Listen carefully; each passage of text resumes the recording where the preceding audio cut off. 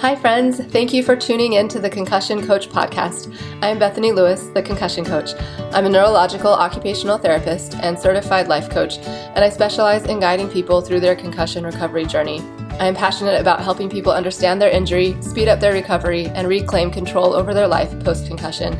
The purpose of this podcast is to help increase awareness of concussions and the impact they can have on a person's life, and to bring hope to people who have suffered a concussion and those who love them. I firmly believe that sharing stories and knowledge about concussions will bring important light and understanding to this misunderstood and often invisible injury. The information in this podcast is meant to bring that awareness and hope and is not meant as medical advice. The opinions shared are those of the interviewees and my own. If you are suffering with lingering concussion symptoms, I have created a concussion coaching program specifically for you. I will be your mentor to guide you through your recovery journey, offering help with understanding and managing your symptoms, setting achievable goals, and learning how to manage your own thoughts and nervous system in order to get control over your life again. If this program sounds like something that would help you or someone you love, sign up for a free consultation. In the consultation, you'll get valuable information and resources and gain hope for your future. Sign up for your free consultation at the link in the show notes or at my website, www.theconcussioncoach.com. Hi, friends. Welcome back to the Concussion Coach podcast. I'm excited for the conversation that we're going to have today. My guest is Shelby Hansen, and she's a life and body coach who specializes in chronic fatigue.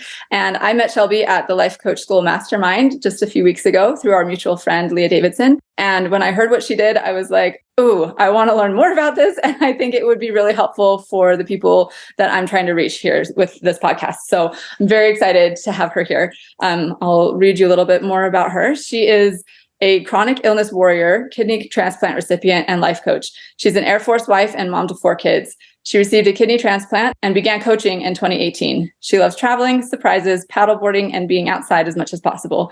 Shelby was trained as a Be Bold Master by Jody Moore in 2018 and received her life coach certification from the Life Coach School in 2021. She's done a training in freedom from chronic pain with Hal Greenham and Dr. Howard Schubener. Now she helps amazing people create energy and vitality in their lives, not despite their challenges, but because of them. So thank you for being here with us today, Shelby. I'm so excited to have you. Yeah, me too. Thank you so much for having me. Yeah.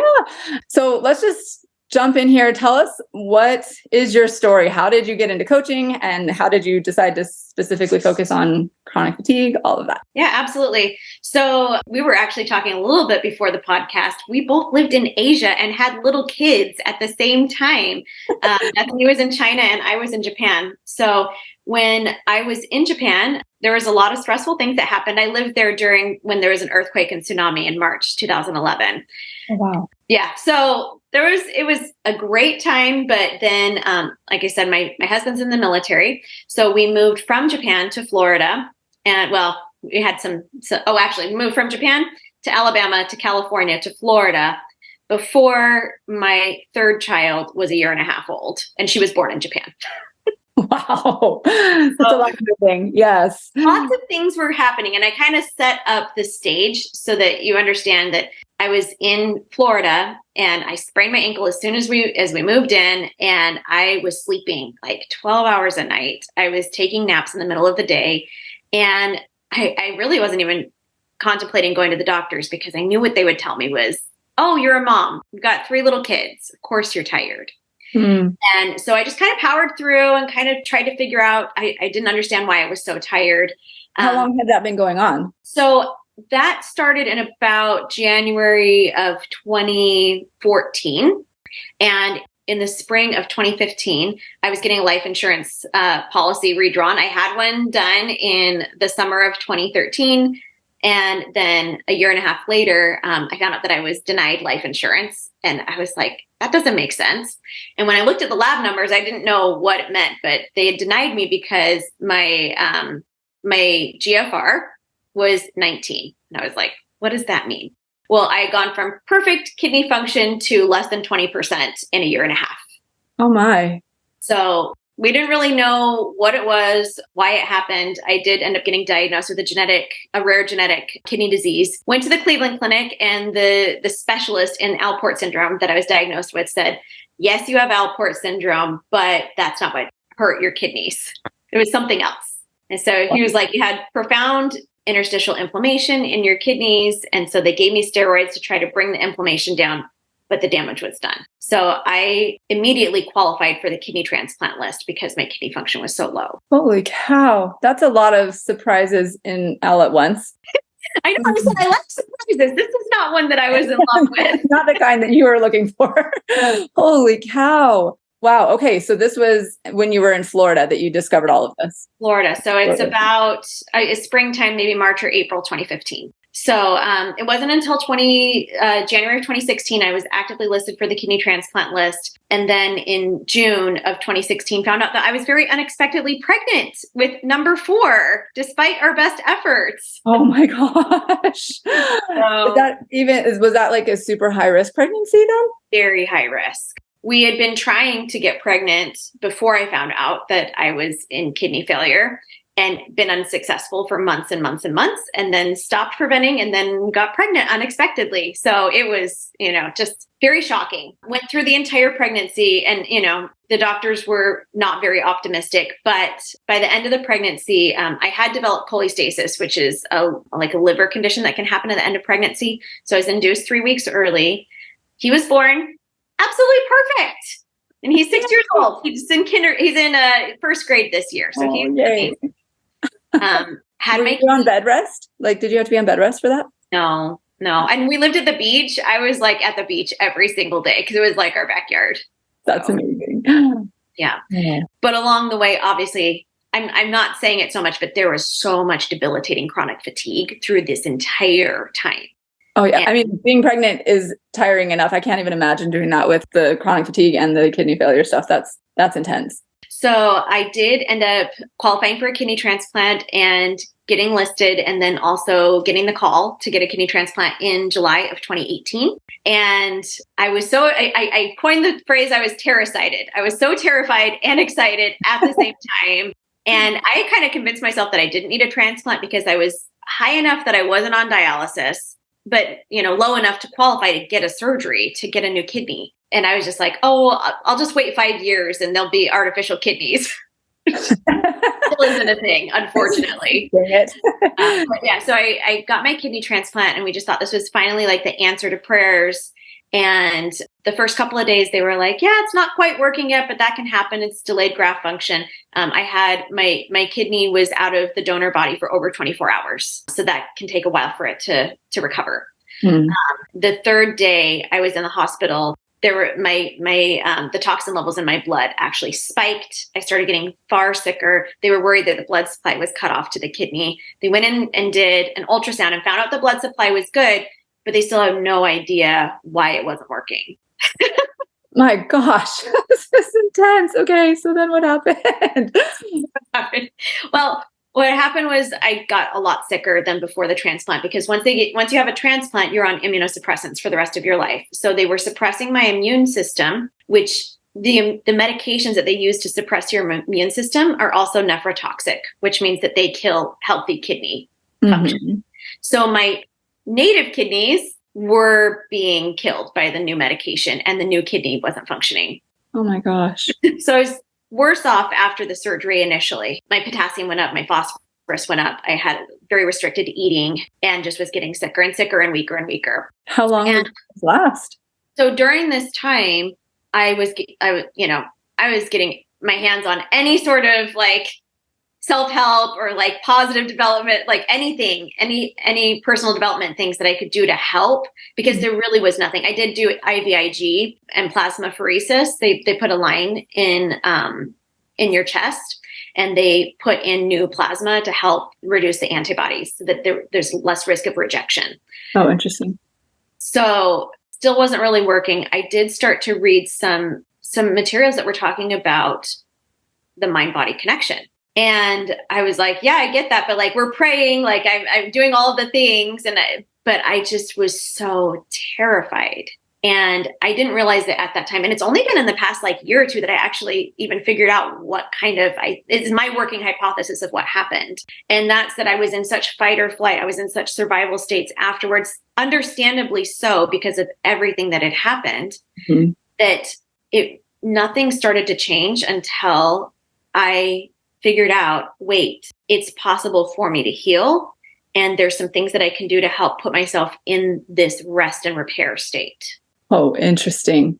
And so I started doing a lot of nervous system practices, which I didn't realize that's what it was at the time. Again, like years later, I'm like putting the puzzle pieces back together because I kept going for biopsy after biopsy and they kept showing, oh, there's all this scarring, like nothing's filtering. The blood is just going straight through the kidney, but the filters inside the kidney are not cleaning out the toxins. And so as I started to relax into this new state that felt so foreign because I was so used to living in chaos and anxiety and overwhelm and overthinking, all of that putting myself into a rest and digest state and learning how to do that for my body. 7 weeks, 49 days after the transplant, I went to go get a blood draw and my toxin levels finally started to decrease. And that's when I started to heal. Wow. It wasn't until you started doing that mind-body work. That's really, really interesting. I know. I like hesitated to tell people for years because I was like, that's kind of out there. That's weird. Like, why would that help? Now I know why. Right. And that's not something that anybody recommended to you in like from the medical community. It was just something that you'd found on your own that ended up helping. Yeah, what the medical community was offering to me was I would go to my nephrology appointments and the doctor, she told me, we don't know why it's not working. What's wrong? Why isn't it working? And I was like, you're the doctor, not me. Tell me what to do. And they had no answers. Because like it should have been working. Is that right? Like everything looked great. There was no reason for it to not. Super interesting. How long had you been practicing the mind body stuff before it started to make you noticed a difference in? It was about, I would say about between like 1 to 2.5 weeks. Okay. So not that long.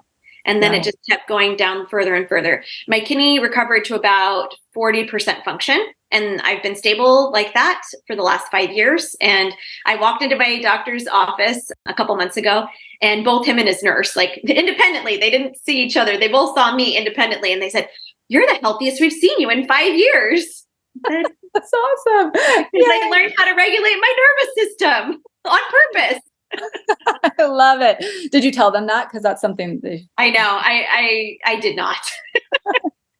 Oh, I just think, no, I mean, obviously what they're doing is really important and life-saving. So like it is, but that mind body piece, I think together is really powerful. So that's awesome that you found that and that it was helpful. So I would love to hear more about, well, I want to dive into all the things, but well, is there anything more? So you found the mind body work and it made a difference in your body's willingness to accept the kidney, it sounds like. And then what happened after that? How did you get into more of this stuff? So 3 months after that, well, I also had like weightlifting restrictions because I had 4 kids and like the muscle fascia was really, really thin. They put the kidney into my lower right abdomen. So it sits inside my hip pocket, like my hip joint is where my kidney is. Oh, interesting. So, I know. And they don't take your kidneys out. So I have 3 kidneys. I didn't know that. Okay. Little things. But because the fascia was so thin, I couldn't lift more than 5 pounds for 3 months. And I had a 1-year-old. Oh my gosh. And my husband was getting a PhD. We lived in student housing. Like it was great. We had 1 bathroom for those 6 of us. It was awesome. 3 months, like as soon as my weightlifting restriction was lifted, I was actually on an airplane to Spokane, Washington. And I went and did a week-long training with Jody Moore and life coaching.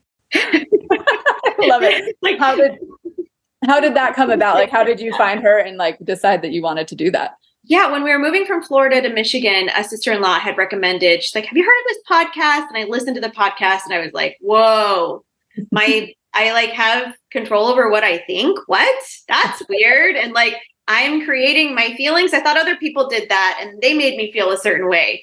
I thought that my kidney disease made me feel a certain way. Like if you have kidney disease, then this is how you feel. I didn't realize I had a choice of how I wanted to look at it.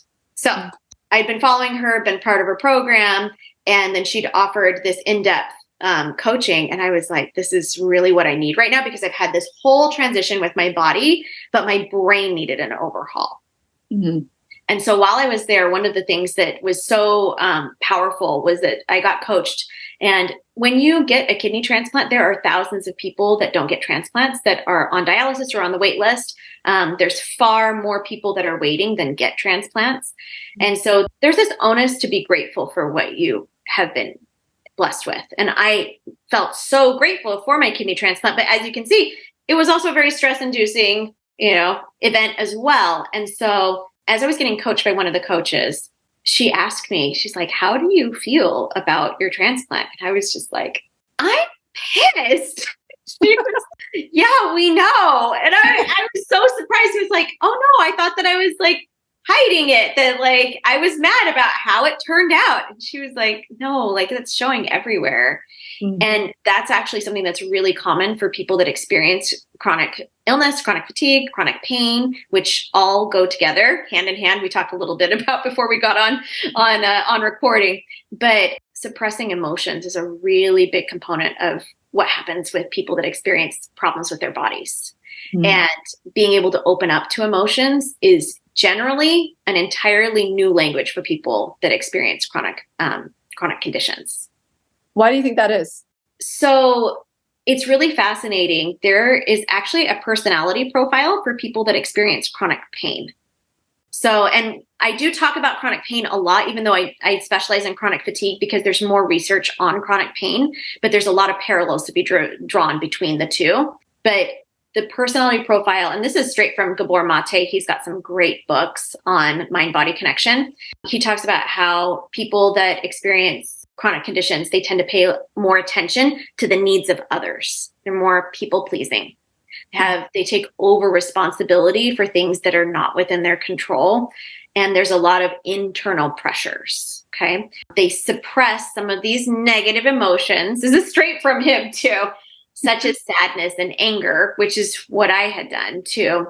And they really try to not acknowledge the emotions, even to ourselves. And then people with chronic conditions tend to be really, with chronic pain, tend to be really critical of themselves, more critical of themselves than other people, more self-blaming, and having that high sense of obligation that it's like if they're a caretaker role, they're going to take care of the people around them a lot more than they're going to take care of themselves.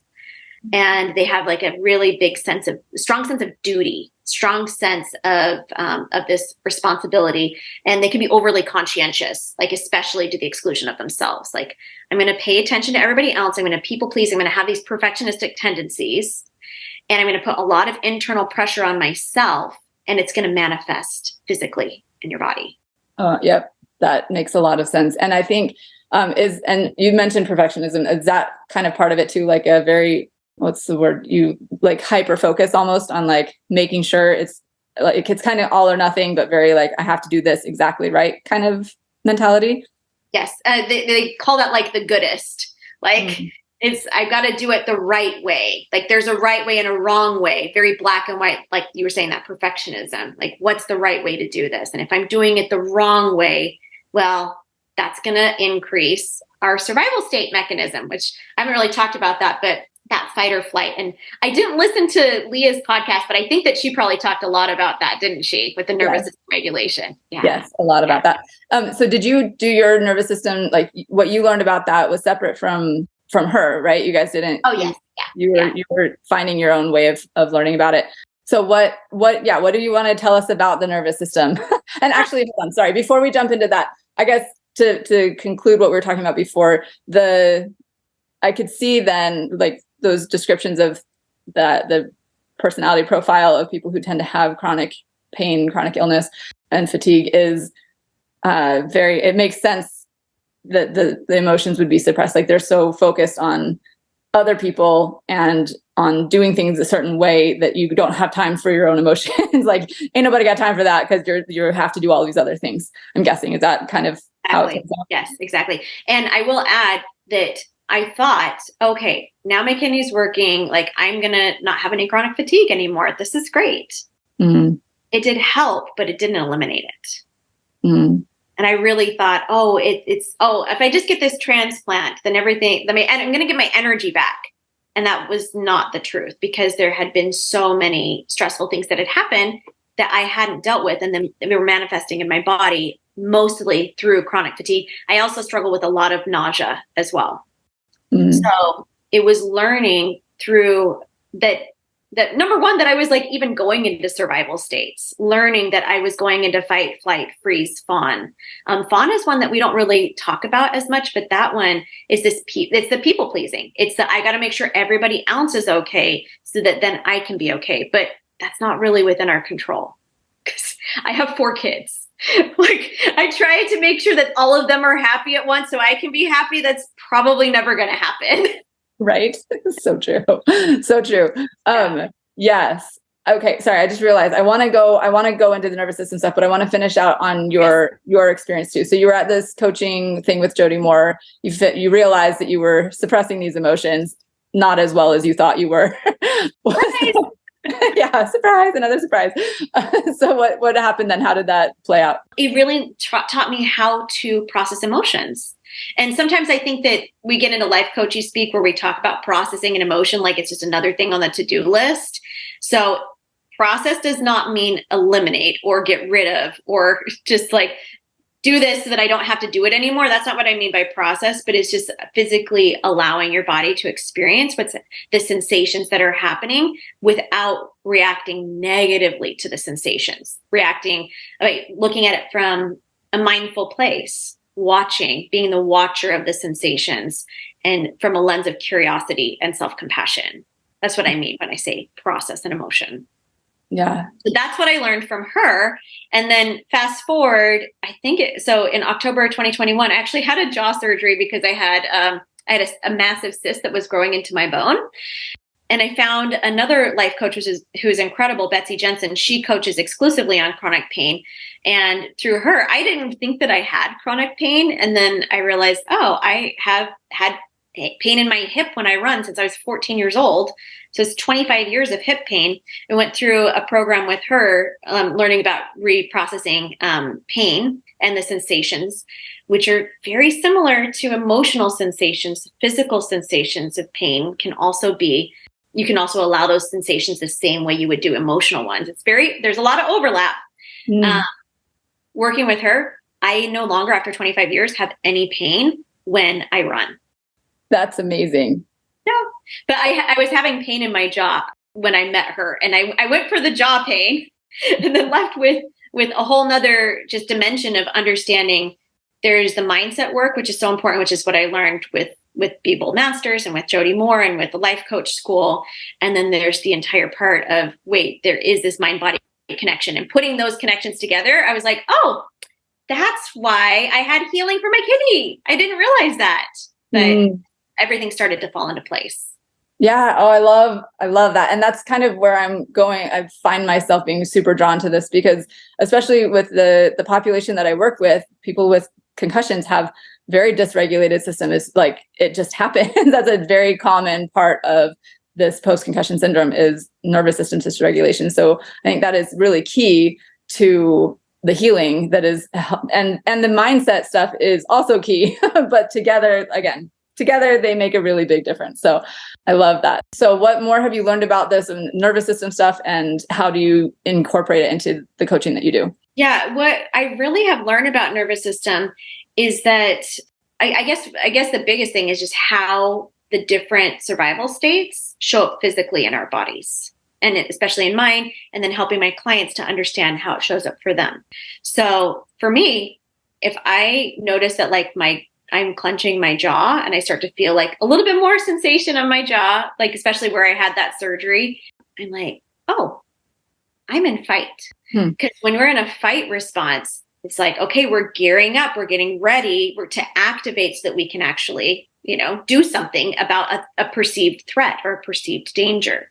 So recognizing, okay, I'm in a survival state, and teaching my clients like, okay, when this physical sensation happens for you, maybe you're having like a faster heart rate. And of course, all of this is with the caveat that everybody goes to their doctor. I am very pro Western medicine.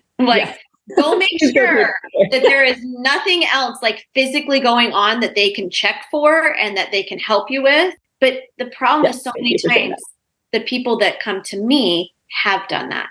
They have gone and they've gotten everything checked out, and doctors say there's nothing wrong, and yet they're having all of these physical symptoms. So sometimes there are reasons for what's going on in your body. I am a prime example. My original career was a speech language pathologist. I worked at an LTAC, a long-term acute care. So I worked with trach and ventilator patients. Like I love medicine. Yes. There are limitations. And when those happen, it's starting to understand what's going on physically for me and my body. And that's why I think it's so amazing to work with a coach, because you can start to see patterns that are happening. It's like, okay, when I'm having some sort of an activation, what kind of an activation is this? And how do I bring safety to it? Is there an actual person? Is there a real threat here? Is there a real danger? And if there is, let's get out of that danger. Let's leave. Let's create safety physically. But if there is no real threat or real danger, then it's time to start to do things to help your body feel safe again. So a lot of times when people that experience chronic fatigue start to understand that some of their fatigue either is a freeze response or a shutdown collapse response, when they start to realize that and start to heal from it, they actually start to get a little bit more tired. Oh, interesting. Because they're starting to heal, and these people, we've been living from our heads up, not paying attention to our bodies. So the body starts to see, oh, wait, you actually are listening to when I'm sending up these threat signals. You're trying to figure out what's happening. You're trying to heal from this and see what is dangerous, what's not dangerous, have some mental flexibility about I used to have a hard time when my son would cry. I know my first 3 kids, they could cry and it just didn't even impact me. I'm like, oh, they're so cute. Let me help them. It's like whatever. He would cry and my alarms would go off. Like all the safety alarms were off because of all the stresses I experienced while I was pregnant with him. Had doctors tell me that he was going to die, I was going to die. We'd be on dialysis. Like my brain was so stressed from this that a small stimulus, him crying, sent me into fight or flight. Like, oh no, something's wrong. Like I'd hear him cry in a different room. And I would think, oh, he's like fallen and he's like he's hurt himself, right? Worst case scenario. Yeah. Yeah. Right. Where the other 3, that never happened to me, but I was more sensitized to it because of what was going on. So a big part of it is understanding that whatever reaction your body is having makes total and complete sense. Mm-hmm. You may not understand exactly why, and you can unravel it. Some things we'll never understand. But some things you do start to understand, oh, I react to that because I was so terrified of the entire pregnancy. So it's safe for him to cry. I actually had to teach myself this. I'm like, it's safe for him to cry. And it doesn't mean that the worst thing has happened. And how did you get to that? How were you able to respond? Like if your body is having that initial, it gets triggered and then that just happens. What do you do to help get that, you change your whole perspective, and so it's not a trigger anymore? How does that work? Yeah. So the first part is to be aware of what nervous system state you're in. The second one is to send messages of safety and self-compassion. And then the third one is to anchor in the safety with the nervous system regulation tool. So I would notice, oh, there we go. I'm in flight because I'm I gotta run and go help him. Muscles are activated. I want to go run. And so instead, when I noticed, because I didn't realize that was what was happening, but when I started to realize, oh, I'm really irritated and over the top, I'm like, what? Why did that even happen? I'm like, oh, because I heard him crying. It took a while. It takes some time to become aware of what things happen in your environment that create that escalated nervous system state. Mm-hmm. So for me, I was like, okay, I'm in flight. Okay. Right now, I'm just noticing that I'm in flight, and chances are that he is safe. I did this before, he would cry too. I'd be 99% of the time he's going to be fine. He's just probably a toy, got away from him or something. I don't know, whatever. Or so I would tell myself, it totally makes sense that you feel this way, and we're going to breathe for just a second, and we're going to go check. And then we're going to, if the activation, and then if I would go check, sometimes, even though I knew he was safe, I'm still in flight.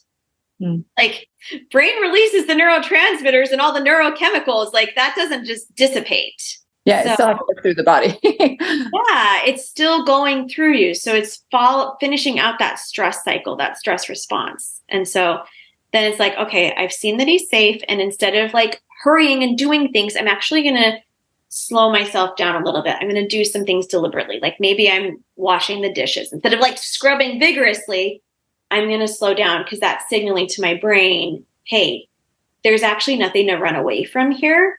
You're safe. So using the physical, there's lots and lots of different tools. Especially to like stimulate your vagus nerve, which helps to bring you into that calm, rest and digest, rest and repair state. One of my favorites is like the VU breathing. I don't know if you've heard of that one. Tell us. Yeah, tell us. So it's when you take a deep breath in and then you say VU out, but like in a like really low. So I'm explaining it, but then I'll tell you. But as you're doing it, you just let your air go out like as long as you can. Mm-hmm. So you'll take a breath in and then say VU and just like keep going. Keep going. Yeah. Mm. It's like it gives your vagus nerve like a little massage. It just helps to activate it. Mm. And so that's a really good one for it. The thing is, there's so many nervous system tools and it depends on you personally which ones speak to you. But that one can be really good for freeze. Like when you're like, I want to do something, but I feel like I can't do anything. And I'm just kind of this stuck. Mm-hmm. Like the gas and the brakes at the same time. VU is a really good one so that you can like start to just make one decision, do one thing. Mm-hmm. And then you're also grounding your nervous system in safety while you're doing it so that you can move forward, because freeze just wants you to be stuck. So it's like that deer in the headlights. Like the deer knows it should move, but it can't. It's just stuck there. And that happens to us too. We're like, I have all these things to do and then I'm going to end up doing none of them, probably because you're in freeze. Mm. And what happens with fatigue is that you get stuck in fight, flight, freeze, or fawn for too long. Then we go into the hypoarousal. Then we go into the collapse. And that's when I joke. I'm like, that's when it feels like you're moving through molasses. Like all of the muscles just feel like it takes so much more time and so much more energy. And then, then you can't do anything. And all your thoughts are flavored with that as well. It's like that hopeless. Yeah, it's not a pleasant place to be for sure. Exactly. Do you have any recommendations for nervous system stuff for that as well? Yeah. Now, especially for the hypoarousal, like that shutdown, like this is not the time to be doing mindset work. Yes. This is not the time to be telling yourself, think positive. Think positive. Nothing's gone wrong. Everything's fine. Like you can send yourself those messages, but chances are you're not really going to believe them. In those moments, you want to do what feels the most comforting and soothing to you. That's what you do in that time. Okay. So when you say that, my mind goes straight to, but what if you just never get out of that? And all you do is just stay there comforting yourself. That is what we think. That is what we think. It's so true. But the truth is that it's the same thing with, I can't remember the one thing. Never mind. But the reason, so what happens is that when you actually meet yourself where you are with comfort and soothing, without self-judgment, it actually doesn't last that long. The self-judgment is what perpetuates it, and it actually keeps you from being able to access rest, true rest. So when your brain is offering, you're so lazy, like you should be doing all these things, like how could you be doing this again? Like, you're going to be a terrible mom. Like the kids are just going to see you on the couch all the time. Like that's what my brain would tell me, because I parented from the couch for years. And part of that was because of kidney stuff. And then part of it was after kidney stuff. And so when you actually access true rest, and you can distract yourself while you do this. I know we talk a lot about like anti-buffering, like don't buffer. This is the time to do it, because your brain feels your body, everything of you feels so unsafe. Your only goal is to create safety. And if some of that is some buffering things, I'm pretty lackadaisical about the buffering during those times. Okay, tell us what you mean by that? What specific, what might be some buffers that you would say, okay, just do that if you need it? Okay, so this happened to me, especially when I was like really healing from these shutdowns that were happening to me all the time. I just would feel like the energy drain, the energy just suck out of my body. And I was like, okay, I know I need to go lay down because like I can't even stand up. And I was like, you know what feels really like good and like to me right now is like a bowl of goldfish. I love it. So random. I mean, like, I like for the first decade of being a parent, I don't even think I bought goldfish like in my house. So I was like, okay, I'm going to get myself a thing of goldfish. I'm going to watch some Netflix. I'm going to lay down and I'm just going to let myself do this. Also, while you're doing it, and while I was doing it, I was telling myself, if you were in real danger, as I'm eating the goldfish, if you were in real danger, you wouldn't be able to just sit here and eat goldfish and watch Netflix. You are safe, and I'm proving to you that you're safe right now. And I'm giving you what you're asking for. Like, body, what do you need right now? What do you want?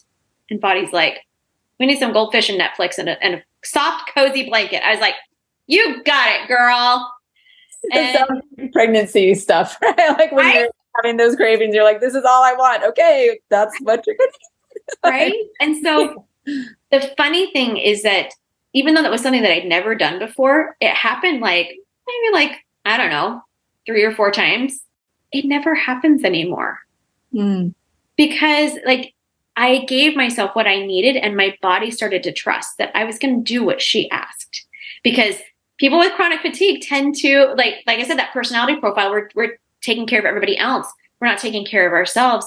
So there's a lack of trust between body. Body's just like, yeah, brain's going to steamroller me. Brain's going to just be like, we should just keep going, keep doing all the stuff.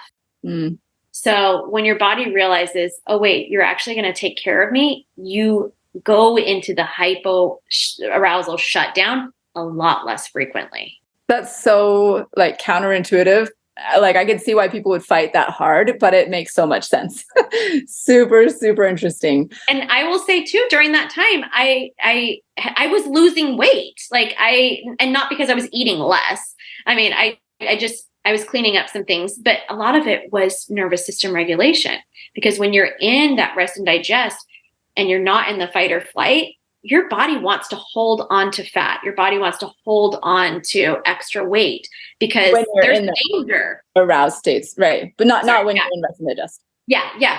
When you're in these aroused, these escalated nervous system states, your body's like, well, we might not ever eat again, so we need to make sure that we eat really fast and that we just hold on to everything. Eat everything and then hold on to that, because there's going to be a time when we're not going to have access to any food.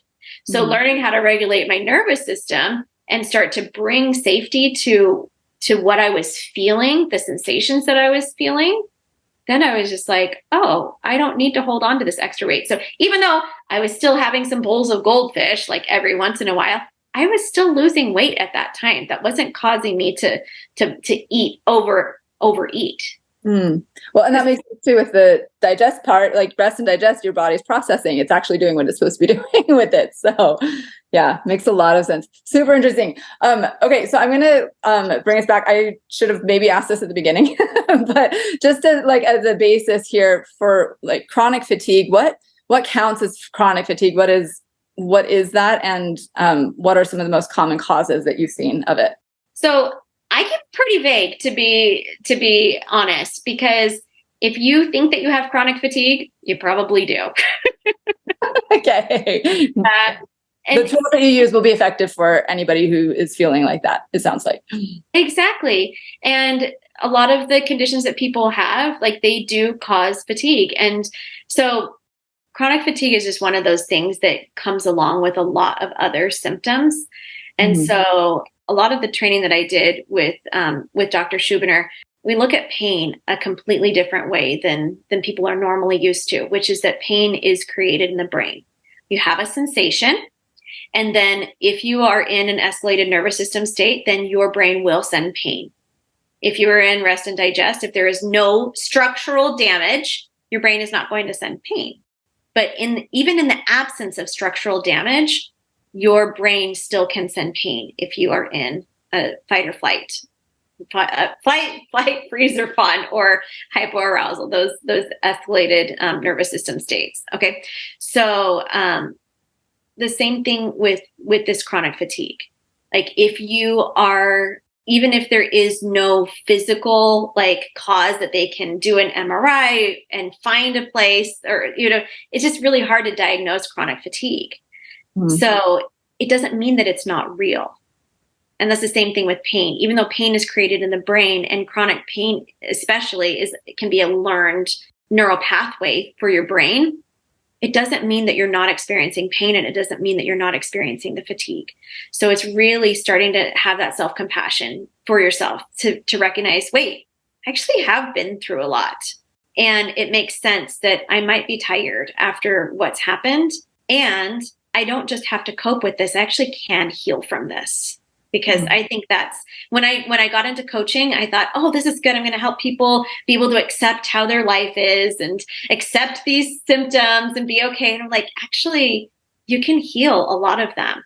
Mm-hmm. And it doesn't mean that like I never get tired or I never have pain, but those things are for a purpose. And it's a communication between your body about what's going on. Like if I start to feel a lot of pain, or if I start to feel a lot of fatigue, I'm like, ooh, there's a mismatch here. Like I'm probably overextending myself. I'm taking over responsibility for some situation, which is where the life coaching comes in. Because then we look at like, okay, this is the situation and this is what I'm making it mean. And this is how it's showing up in my body because I'm making it mean this. Mm. So it's really fascinating how it all goes hand in hand. Yes, it is. It ties in so closely and is so interesting. I was talking to a friend the other day and she was talking about how she felt really stressed. There were like all these things going on. And one of the things that I said to her was like, it really is important to intentionally create some space in your life, because if you don't do that, your body's going to take you out anyway. Like you're going to be forced to take that space because your brain knows, and your brain will respond and make you feel whatever it wants you to feel so that you will stop and take care of it. It kind of is crazy to realize the impact that can have. So being proactive about it. And I love what you're saying, like understanding what's going on for you and why. And I think too, I love your perspective that like, I believe you. Like if somebody comes to you and is like, no, I haven't been diagnosed with this, but I feel this, you're like the belief in somebody and like recognizing that, okay, this is where you're at. And there's so many people I think that have pain that isn't like, it doesn't make sense necessarily. But that doesn't mean that they're not really experiencing it. And I think, especially like you said, get checked out by a doctor, make sure that there's not actually structural damage. But if there's not something structural that is causing this pain, it doesn't mean the pain isn't real, but there are things that you can do about it. And I think that's where you come in. That's like where the coaching and the mind body part can make a huge difference. And I'm fascinated by your ability to stop the pain while you're running. Would you mind jumping into that for a little bit and tell us some of the things that worked to help that happen for you? Yeah, it was probably, I would say, probably like a 3 or 4 month kind of journey, trying to unravel and kind of understand the story behind what had happened in my body, because we're supposed to be nice. We're not supposed to be competitive. I didn't realize like how competitive I actually was. And so part of what happened was I realized the first time I ever experienced the pain was when I was on a long run with my cross country team when I was 14 years old. And I was so much slower than everybody else. And that was really threatening and really dangerous to my body, to my psyche, to everything. That just felt so dangerous. And so my body is so sweet and tried so hard to do her best. And she's like, you know what? Like, instead of just realizing that you're like, a really terrible person because you can't run fast, let's just send pain so that then you have a reason for why you're so slow. And I know, I was like, what? Like that doesn't make any sense. But it did make sense. And so what I did was go about doing these graded exposures. This is something that we talk about in coaching as well. These small steps, and it can even start with just imagining doing something. When I would imagine running, I would start to feel pain. I was like, what? What is this voodoo magic? Like, what's happening? But it's just our brain neural circuits are so strong And so I would do little things to start to prove to myself, hey, it actually is safe to run. One of the things I did was I would run on just like a straight treadmill. And then I would take that and do a different thing to kind of stress my system, but to prove myself, because I had been to every doctor that you could. I had MRIs, I'd been to podiatrists, I'd been to physical therapists, I've been to all the people to tell me all the things, and nothing had helped. And they couldn't figure out why my hip was hurting, and it was inconsistent and it would move around, which is something that also happens with chronic pain. So what I did was really teach myself that it's okay to not be the best at something. That doesn't mean to not do it. Like if you love it, go do it. And one of the reasons why I started with that was because I had a vision of myself when I was about 20 pounds heavier. It was around the time when I was starting to try to lose weight. And I was like, what would healthy look like for me? It's like I had this future vision of myself. And the vision was that I was running a triathlon. And I had run them in the past, but I hadn't done one since my transplant. And it just felt so abundant and so fun and so free. And so I was like, you know what? I really think that I can run a triathlon pain-free. And so I had that really big vision ahead of time, and I could see her. And so I would connect with that future version of myself a lot. And in the present moment, I would teach myself, it's safe. It's safe if other people are around you and they see you and they're judging you. Like, that's okay. That's not actually a danger. That you don't need to go into fight or flight because other people are judging you and like how fast you're running or how you look when you're running, all of that. Like, it's just things that I didn't even realize I was doing because it was all on a subconscious level. And so as I started to build this trust with my body, I started to feel better. And one of the biggest things was I was running up this hill just right by our house. And I had been running pain-free for a while. And then I got almost to the top of the hill and like I started getting really bad hip pain.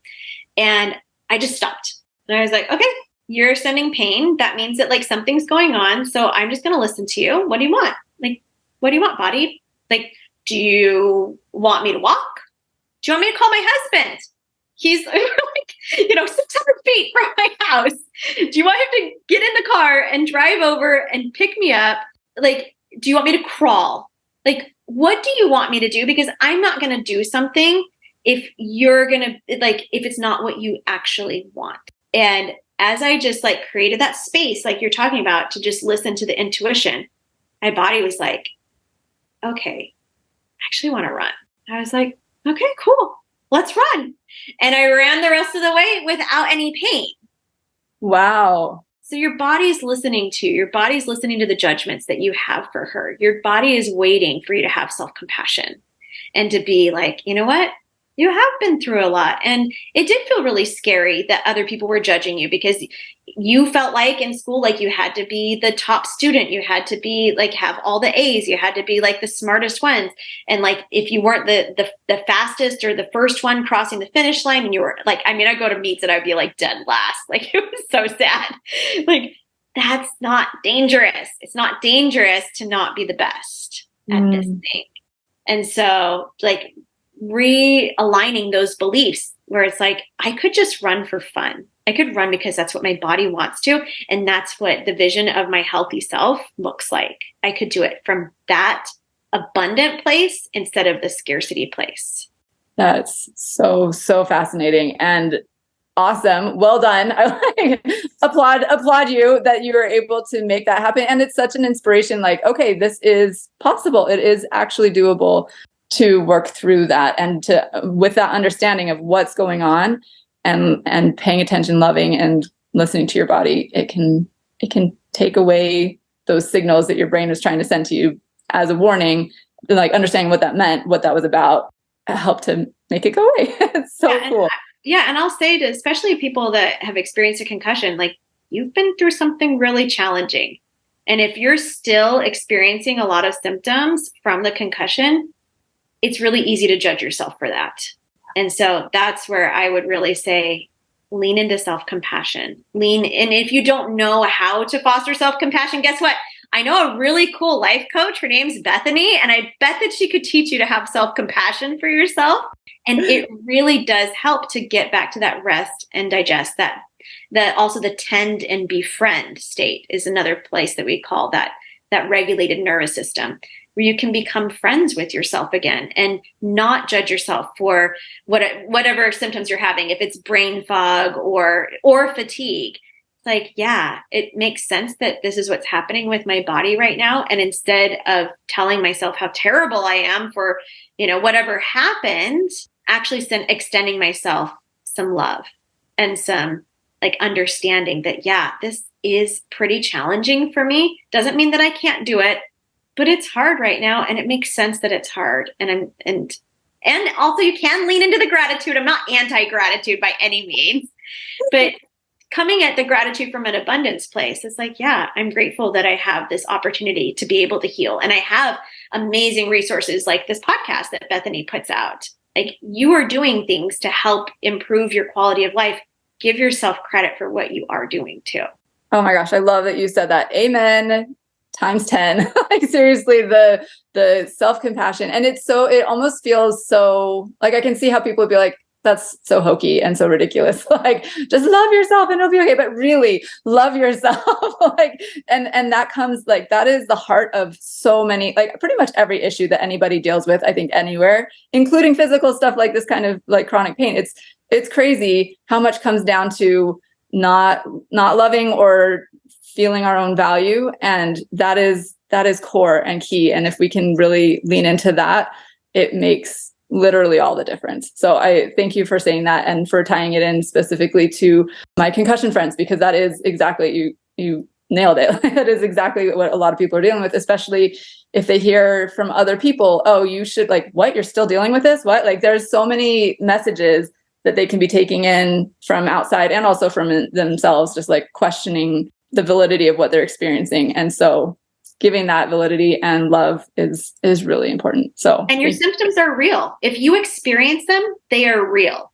So don't gaslight yourself. Don't tell yourself, oh, this shouldn't be happening. It's not really that big of a deal. No, it is. And it doesn't mean that giving attention to it is going to make it bigger either. Because I think sometimes we're like, oh, well, if I say that I have this, then it's like, oh no. But no, it's giving that loving, curious attention. And, again, sometimes you'll never know like why some sort of symptom is coming up. But sometimes when you do look at it from that lens of curiosity, your body's going to reveal things to you. It's like, oh, yeah, it totally makes sense. That's why I'm freaked out, like when I hear my son cries, because I was literally diagnosed with medical PTSD after everything that happened, with the pregnancy and the transplant. Like, it makes sense. Yeah. And I think that people do tend to downplay the experiences that you've been through.